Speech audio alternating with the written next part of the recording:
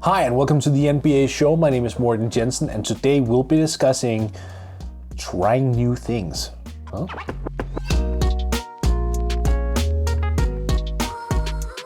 In the NBA, there is I don't want to say it's a tradition, but it's kind of a tradition to find old players who can't play anymore and assign them to end-of-the-bench contracts.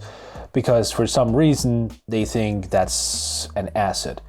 In some situations, yes, if you have guys who are great locker room characters, that could be an asset, especially for young teams. But some guys are signed to be productive even though it's been years since they were even good on the hardwood. I think it's time to actually switch things around a little bit. We are seeing a lot of guys in the G League or internationally that are young, athletic, can shoot, can handle the basketball, can defend at a high level. And it's my theory that if the NBA becomes a little bit more open-minded about guys who haven't had NBA experience, they could find some real gems. We're seeing it in draft context all the time. So why aren't we seeing it in free agency more? It seems like you have to be just king of the hill in Europe to even get like a minimum contracts these days if you're being signed on just a normal free agent contract. Whereas old guys who used to be good NBA players who barely dribble anymore just walk into guaranteed money. And I just wonder if that's the best solution for NBA teams. You know, Sam Hinkie, when he was with the Philadelphia 76ers, I think developed something pretty brilliant that is now known as the Hinkie Special. He found young guys, signed them to long-term contracts, and essentially gave them a prolonged chance to showcase themselves. If it didn't work out, well, okay, that guy would just no longer be on an NBA roster and he would return to where he came from, and that was it. Other guys succeeded. Robert Covington is the perfect example of this. He came into the Philadelphia 76ers structure that way, and now he is one of the premier two-way players in the NBA. That means something. That means that those type of contracts and taking those gambles can work.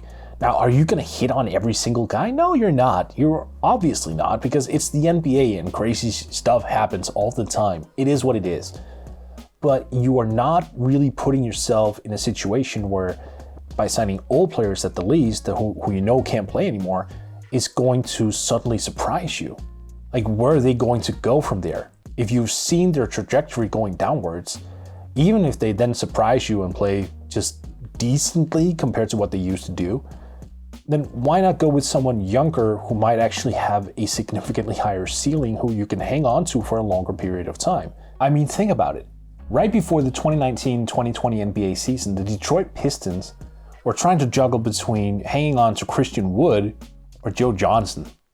Joe Johnson, the guy who turns 40 years old this year, Joe Johnson, and Christian Wood, who's currently averaging over 20 and 10 for the Houston Rockets. Thankfully, they chose the right guy, but that should never be a situation that you look at and go, oh, we might actually consider taking on a 38-year-old Joe Johnson instead of a very promising per-minute production player who's under the age of 25. That scenario shouldn't happen generally, and that's what I'm attacking here. Because the very fact that it made it all the way to final cut for the Pistons, even though they chose right, that's pretty concerning. There are a lot of players out there who would be willing to sign long-term contracts even though they're super young. And you could look at that and go, well, if that player hits, I have an asset on my hands, and I have that for 3, maybe even 4 years, depending on the situation. That's a good problem to have. Those guys can be included in trades. They can just be a part of the core. They can grow into stars. And again, to reiterate, I'm not saying that you're going to be hitting on these things every single time. It's going to take many cracks at it, but that's okay because you're not losing out on anything financially because these will be mostly minimum contracts. It's not the end of the world that a minimum contract player doesn't really work out. But at least look further. Don't necessarily go into the list of recently retired players and beg them to come back. No, go out in the world, find guys who are 23, 24, and look at their skill set and determine, is there something there that we can use moving forward? Even if they're not going to be starters or superstars, they might be valuable sixth men or seventh men or just rotation players that in today's league can cost you $5 to $6 million a year.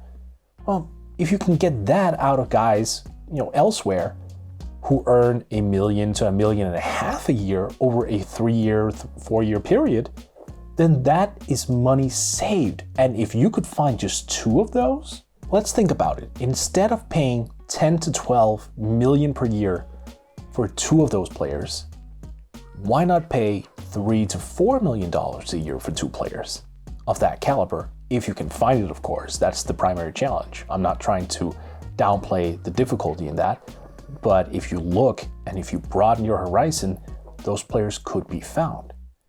That means you have more money to spend on starting caliber players or sixth men. It just means you have more flexibility because, as we know in the NBA, financial flexibility takes you everywhere. It's how the league is set up.